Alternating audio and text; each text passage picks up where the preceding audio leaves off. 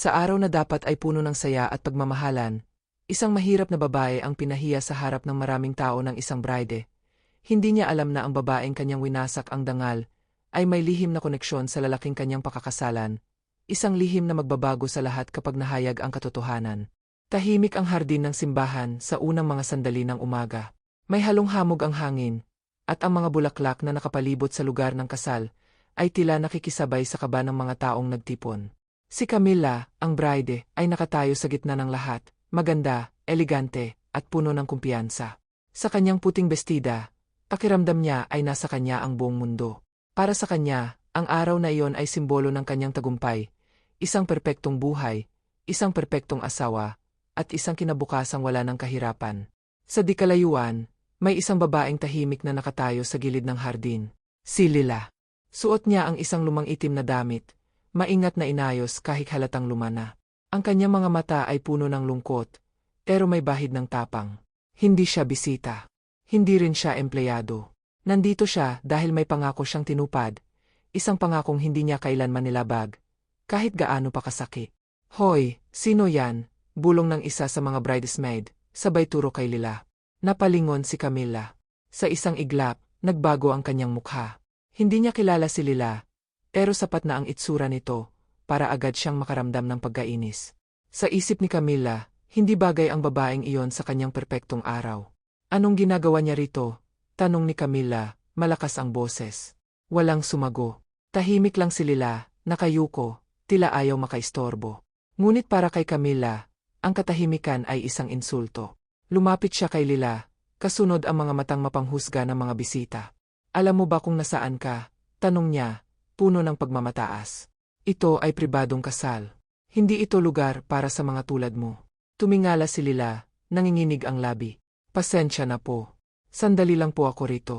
May hinihintay lang po ako. Nagtaas ng kilay si Camilla. May hinihintay. Sino? Ang groom, sabay tawa, sinabayan ng ilan sa mga bridesmaid. Sa sandaling iyon, dumating si Rafael, ang groom. Suot ang kanyang cream-colored suit. Hawak ang cellphone, tila may kausap. Hindi niya agad napansin ang nangyayari, abala sa isang tawag na may halong kaba ang boses. Rafael, sigaw ni Camilla. Halika nga rito. Lumapit si Rafael, bahagyang nagtataka. Ano yon? May pulubi rito na ayaw umalis, sagot ni Camilla. Itinuro si Lila na parabang isa lamang bagay. Napatingin si Rafael kay Lila. Sa unang tingin, may kung anong kumurot sa kanyang dibdib. Parang may pamilyar, pero hindi niya agad matukoy. Bago pa siya makapagsalita, muling nagsalita si Camilla. Ayaw niyang umalis kahit ilang beses ko nang sinabihan, dagdag niya. Tahimik si Lila. Hindi niya tiningnan si Rafael. Ang mga kamay niya ay mahigpit na nakakapit sa laylayan ng kanyang damit. Parang pinipigilan ang sarili na gumuho. Camilla, baka naman may dahilan siya, mahinahong sabi ni Rafael. Pero parang hindi iyon narinig ni Camilla. Sa sobrang galit, kinuha niya ang isang balde ng tubig na ginagamit sa pag-aayos ng hardin. Walang pag-aalinlangan, ibinuhos niya ito kay Lila. Nagtilamsik ang tubig. Nabasa ang buhok, ang damit, at ang mukha ni Lila. Napaluhod siya sa damuhan, hindi dahil sa bigat ng tubig, kundi dahil sa bigat ng kahihiyan. Napasinghap ang mga tao. May mga natahimik. May mga napangiti. May mga umiwas ng tingin. Umalis ka rito, sigaw ni Camilla. Ayokong may ganitong eksena sa kasal ko. Doon na tumingin si Lila kay Rafael. Ang kanyang mga mata ay puno ng luha, pero walang galit. Tanging lungkot at pangunawa. Pasensya ka na, mahina niyang sabi. Gusto lang kitang makita, kahit minsan. Parang may pumutok sa dibdib ni Rafael. Ang boses, ang tingin, ang paan ng kanyang pagsasalita. Biglang bumalik ang mga alaala, isang batang babae, hawak ang kanyang kamay, nangangakong hindi siya iwan kahit kailan. Lila, bulong niya, halos hindi marinig. Napatigil ang lahat. Nanatiling nakaluhod si Lila sa malamig na damuhan. Tumutulo ang tubig mula sa kanyang buhok, pababa sa kanyang pisngi, na tila nakikisabay sa mga luhang pilit niyang pinipigilan. Ang paligid ay biglang naging tahimik, isang uri ng katahimikan na mabigat at nakakabingi. Ang mga bisita ay hindi makatingin ng diretso, ang ilan ay nagbulungan, ang iba ay nagkunwaring abala. Pero lahat ay nakaramdam na may mali, may sobrang bigat sa eksenang kanilang nasaksihan. Rafael, ano ba? Iritadong sabi ni Camilla, hindi napapansin ang pagbabago sa mukha ng groom. Bakit ka natigilan? Alisin mo na yan. Hindi agad sumagot si Rafael. Nakatingin lang siya kay Lila, parang may hinahanap sa mukha nito, isang patunay, isang alaala, isang bagay na matagal nang nakabaon sa kanyang isipan. Lumapit siya ng dahan-dahan, tila natatakot na baka maglaho ang babaeng nasa harap niya kapag kumurap siya. Lila, ikaw ba talaga yan? Nanginginig ang boses ni Rafael. Napapikit si Lila. Para bang ang pagbigkas ng kanyang pangalan mula sa bibig ni Rafael ay isang kutsilyong muling bumukas sa mga sugat na matagal nang naghihilom. Dahan-dahan siyang tumango. Ako nga, mahina niyang sagot. Pasensya na kung nagpakita pa ako. Parang binuhusan na malamig na tubig si Camila. Hindi ang uri ng tubig na ginamit niya kanina, kundi isang tubig na gumising sa kanyang pagmamataas. Anong ibig sabihin nito? Tanong niya, pilit pinapakalma ang sarili. Kilala mo siya. Hindi pa rin agad sumagot si Rafael. Lumuhod siya sa harap ni Lila. Hindi alintana ang kanyang suot, ang mga mata ng mga tao, o ang araw ng kanyang kasal. Inabot niya ang kamay ni Lila, magaspang, may bakas ng hirap, pero pamilyar sa kanyang pakiramdam. Akala ko, napalunok siya. Akala ko wala ka na. Doon na nagsimulang umiyak si Lila. Hindi malakas, hindi hysterical, kundi tahimik, parang batang matagal nang natutong pigilan ang luha. Akala mo rin po siguro, patay na ako. Nagkagulo ang isip ni Camila. Rafael, sino ba talaga siya? Giit niya, may halong takot na ngayon ang kanyang boses. Tumayo si Rafael, pero hindi binitiwan ang kamay ni Lila. Humarap siya kay Camila, at sa unang pagkakataon mula nang magkakilala sila, nakita ni Camila ang lalaking puno ng sakit, hindi ng kumpiyansa. Siya ang kapatid ko, sabi ni Rafael. Ang kapatid na sinabi sa akin na namatay na. Parang may bumagsak na mabigat na bagay sa dibdib ni Camila. Ano? Halos pabulong niyang tanong. Akala ko patay na siya, ulit ni Rafael. 15 taon na ang nakalipas, sinabi sa akin na nalunod siya sa baha. Bata pa ako noon. Wala akong nagawa. Unti-unting nag-angat ng ulo si Lila. Hindi ako nalunod, sabi niya. Natangay lang ako ng agos, tapos may isang matandang mag-asawa ang sumagip sa akin. Dinala nila ako sa probinsya. Hindi ko na kayo mahanap. Bakit hindi ka bumalik? Tanong ni Rafael. Nanginginig ang mga mata. Bumalik ako, sagot ni Lila. Pero huli na. Wala na kayo sa lumang bahay. Sinabi ng kapitbahay, umalis na raw kayo.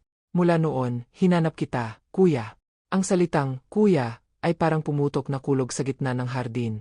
Ang mga bisita ay nagkatinginan. Ang mga bridesmaid ay tuluyang natahimik.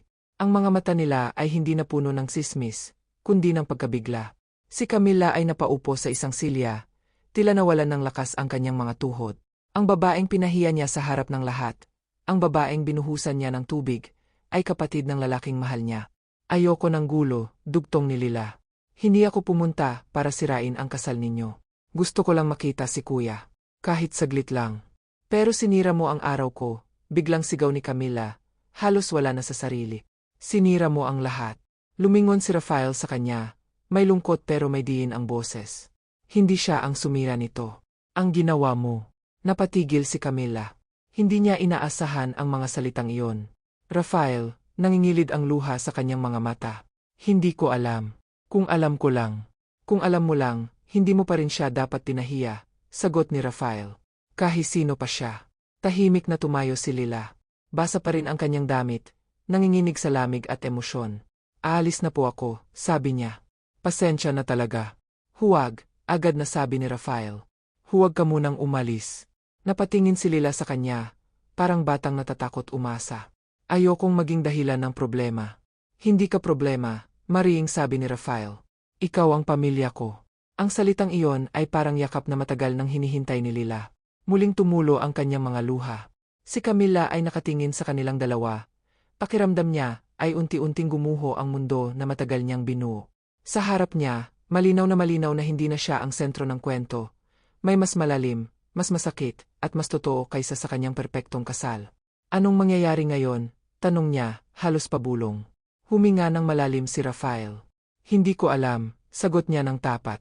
Pero hindi ko hahayaang mawala uli ang kapatid ko. Ang araw ay patuloy na sumisikat. Pero ang liwanag nito ay hindi na kayang pagtakpan ang mga sugat na nabuksan. Ang kasal na dapat ay simula ng bagong buhay, ay naging simula ng isang katotohanang matagal ng inilibing, isang katotohanang wala ng takas.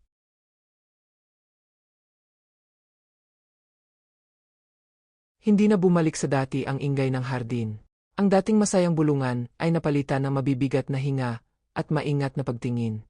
Ang ilang bisita ay umupo muli, pero halatang wala na sa kasal ang kanilang isip. Ang iba naman ay dahan-dahang lumayo, tila ayaw maging saksi sa mas lalalim pang sugat na maaring mabuksan.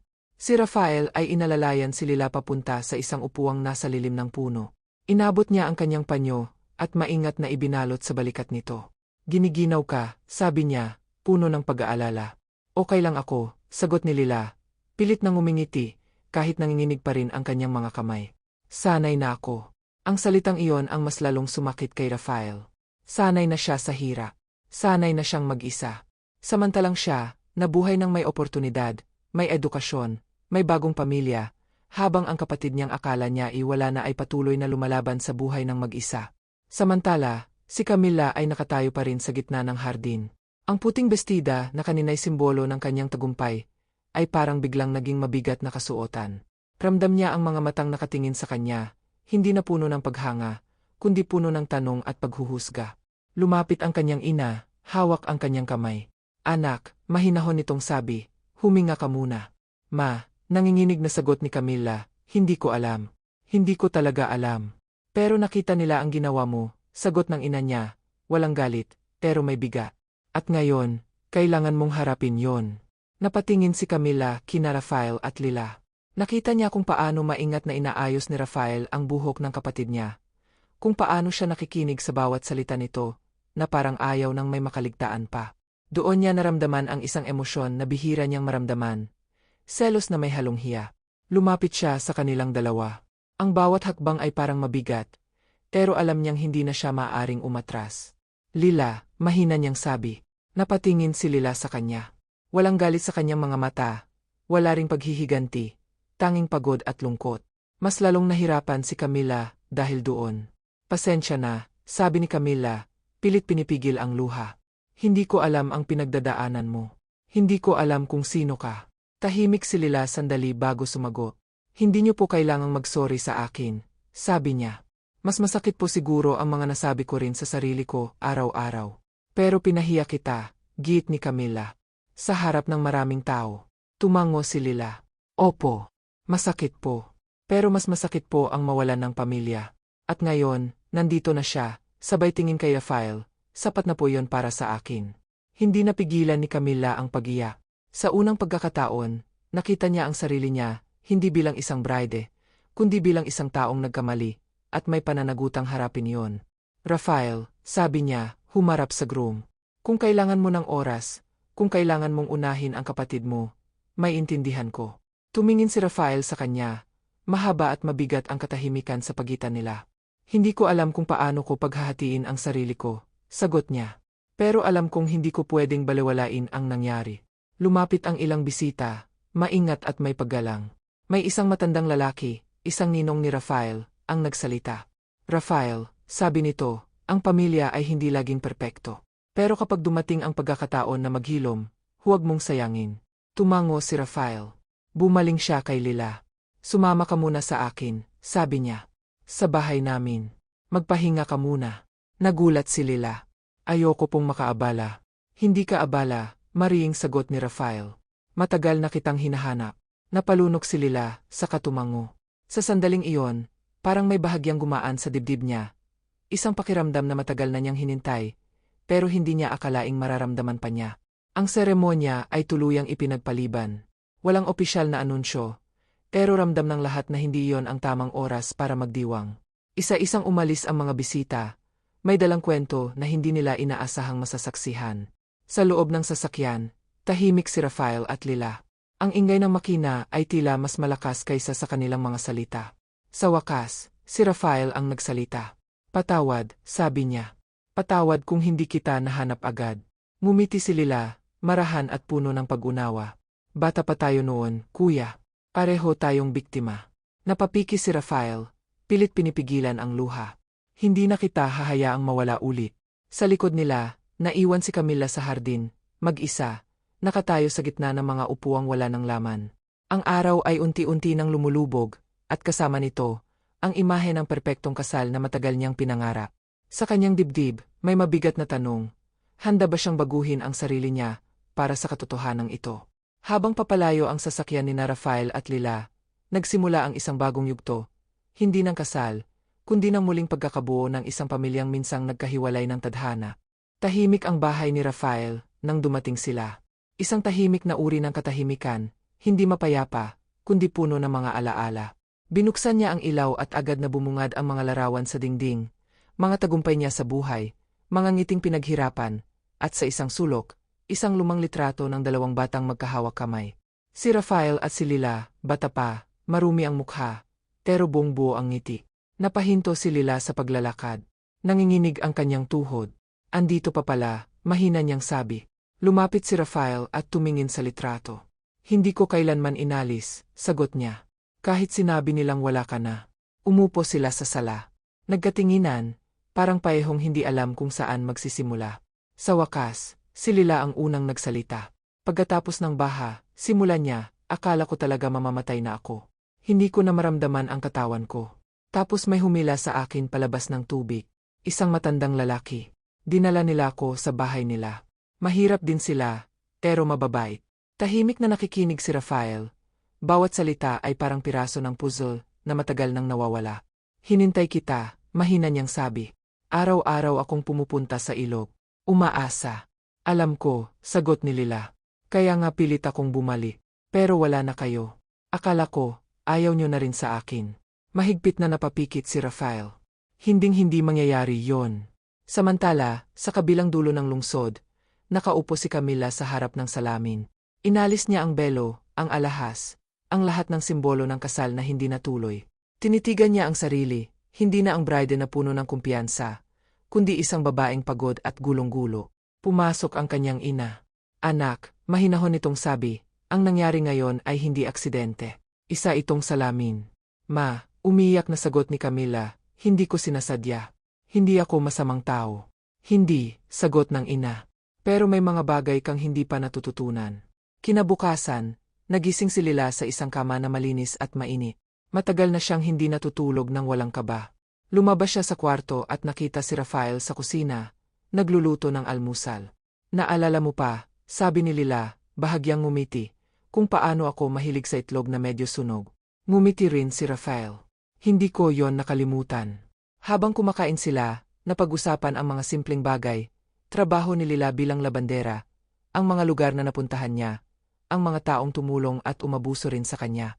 Hindi niya pinintasan ang mundo, ikinuwento lang niya ito na parang bahagi ng isang mahabang paglalakbay.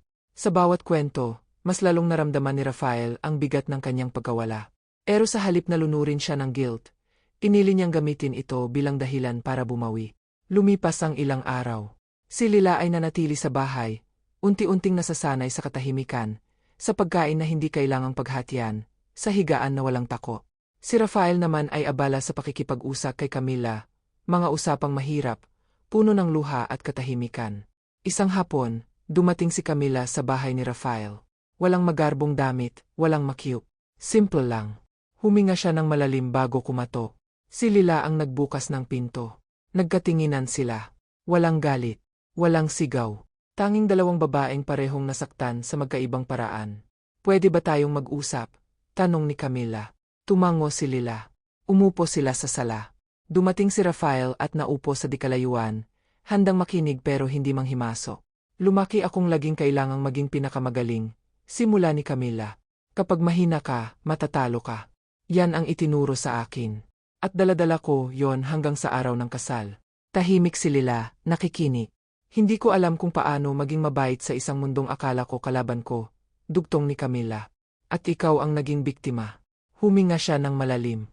Hindi ko hinihiling ang kapatawaran mo ngayon. Gusto ko lang sabihin na nagsisisi ako. Matagal bago nagsalita si Lila. Matagal na po akong natutong mabuhay ng walang hustisya, sabi niya. Pero kung may pagkakataong maghilom, bakit ko tatanggihan? Napaluha si Camila. Tumango siya, paulit-ulit. Salamat. Lumapit si Rafael at tumayo sa gitna nila. Hindi ko alam kung ano ang mangyayari sa amin, tapat niyang sabi. Pero alam kong ang pamilya ko, kayo, ay mahalaga. Sa sandaling iyon, walang kasiguraduhan. Walang perpektong plano. Pero may katotohanan at may pagsisimula. Sa gabing iyon, Habang natutulog si Lila sa kama na minsang naging alaala lang, napangiti siya sa dilim. Hindi pa tapos ang sakit. Hindi pa tapos ang proseso. Pero sa wakas, hindi na siya nag-iisa. Dumating ang umaga na may kakaibang katahimikan. Hindi na ito ang katahimikan ng takot o pangungulila, kundi ang uri ng katahimikan na dala ng pagtangga. Si Lila ay nakatayo sa balkonahe ng bahay ni Rafael. Pinagmamasdan ang unti-unting pagising ng lungsod. Sa bawat paghinga niya, ramdam niya ang bigat ng nakaan. Pero hindi na ito kasing sakit ng dati. Ngayon, may espasyo na ang pag-asa. Lumapit si Rafael, may dalang 2 tasa ng mainit na kape. Naalala mo pa ba to? Tanong niya, iniabot ang isa kay Lila. Sabi mo dati, mas masarap ang kape kapag may konting pait. Ngumiti si Lila. Kasi mas totoo raw ang lasa. Tumango si Rafael. Parang buhay. Tahimik silang uminom. Parehong iniisip ang mga araw na nawala sa kanila. Hindi na yon pwedeng bawiin, pero pwede pa nilang piliin kung paano haharapin ang natitirang panahon. Makalipas ang ilang oras, dumating si Camila. Hindi na siya ang babaeng pun ng kontrol at kumpiyansa. Ang dala niya ngayon ay kaba at pagpapakumbaba. Umupo silang 3 sa mesa, isang eksenang hindi niya akalaing mangyayari kailanman. May desisyon ako, sabi ni Camila, diretso ang tingin kay Rafael. At kahit masakit, kailangan kong sabihin. Tahimik si Rafael. Si Lila ay bahagyang humawak sa tasa, handang makinig. Hindi ko kayang ituloy ang kasal ngayon, dugtong ni Camila. Hindi dahil sa hiya. Hindi dahil sa tsismis. Kundi dahil kailangan ko munang ayusin ang sarili ko. Ayokong pumasok sa isang buhay na hindi pa ako handang maging mabuting tao. Masakit ang mga salitang iyon, pero tapat. Huminga ng malalim si Rafael. Salamat sa katotohanan, sagot niya. Hindi ko rin alam kung handa na ako. Tumango si Camila, may luha sa mata pero may ngiti sa labi. Hindi ko hinihingi na hintayin mo ako. Ang hinihiling ko lang, bigyan mo ako ng pagkakataong magbago. Lumapis siya kay Lila. At ikaw, sabi niya, salamat sa lakas na ipinakita mo. Hindi ko makakalimutan ang araw na iyon, hindi bilang kahihiyan, kundi bilang aral. Ngumiti si Lila, payapa. Sana po, dalhin niyo yon hindi bilang bigat, kundi gabay. Umalis si Camila nang may mabagal na hakbang, pero hindi nawasak. Sa unang pagkakataon, pinili niyang harapin ang sarili niya, kaysa itago ito sa likod ng perpekto. Lumipas ang mga buwan. Si Lila ay nagsimulang mag-aral muli sa tulong ni Rafael, mga kursong hindi niya inakalang maabot niya.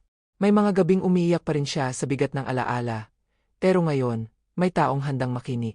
Si Rafael naman ay natutong bumagal, pakinggan ang sakit na matagal niyang tinakasan, at pahalagahan ang pamilyang minsang akala niya ay nawala na magpakailanman. Isang hapon, bumalik sila sa ilog kung saan sila nagkahiwalay. Tahimik ang tubig, parang walang nangyaring trahedya noon. Umupo si Lila sa pampang, hinawakan ang lupa. Dito nagsimula ang lahat, sabi niya. At dito rin magsisimula ulit, sagot ni Rafael. Hindi na nila kayang baguhin ang nakaan. Pero magkasama nilang binago ang kahulugan nito, mula sa sugat, naging paalala, mula sa pagkawala, naging pagbabalik. Sa malayo, isang babae ang nakatayo, si Camila. Hindi para manggulo, kundi para magpaalam. Tumango siya sa kanilang dalawa, isang tahimik na pagkilala sa kwentong minsang nagtagpo ang kanilang mga landas. Habang lumulubog ang araw, magkatabi sina Rafael at Lila. Walang pangakong perpekto, walang engrandeng salita. Tanging isang katotohanan, ang pamilya ay hindi laging buo sa simula. Pero kapag pinili mong magmahal ng may kababaang loob, maaari itong buwing muli. At sa gitna ng lahat ng sakit at hiya, may isang aral na naiwan. Ang dignidad ng tao ay hindi nasusukat sa kasuotan, yaman, o estado, kundi sa kung paano mo tinatrato ang kapwa mo, lalo na kapag wala silang maipaglaban kundi ang kanilang katahimikan. Sa wakas, natagpuan ni Lila ang tahanan na matagal niyang hinanap. At si Rafael, ang kapatid na minsang nawalan ng kalahati ng sarili niya, ay buo na muli.